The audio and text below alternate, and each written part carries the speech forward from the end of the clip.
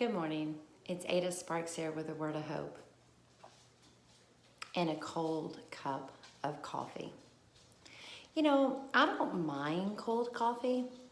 As a matter of fact, in the summertime, I love cold coffee. I'll even order a cold latte. It's so delicious, especially if you get like a fruity flavor after a hot walk, like blueberry flavoring or something. But let me tell you what's not good.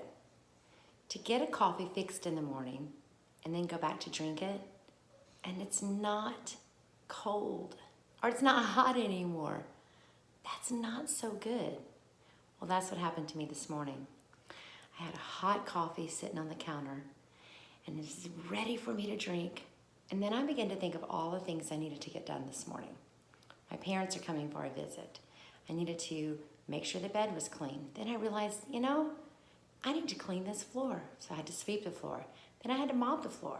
Then I was like, oh, I need to wash these rugs. I had to wash the rugs. I had to clean the counters in the bathroom.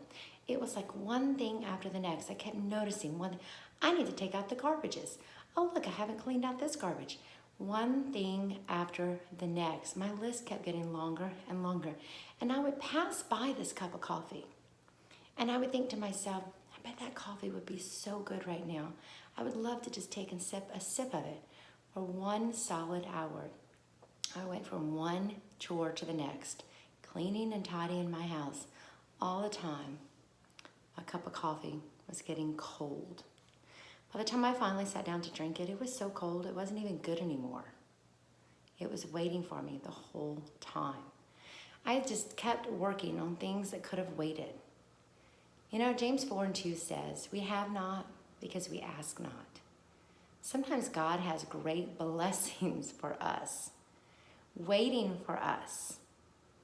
But we run around and we do everything but partake in his blessings. They've got our name on them. He's saying, I've got something great for you, but you're so busy. You're wandering around, racing around on things that could wait, things that are going to be there later. Won't you take a sip? Won't you indulge in these blessings for just a moment? You can go back to all that stuff later.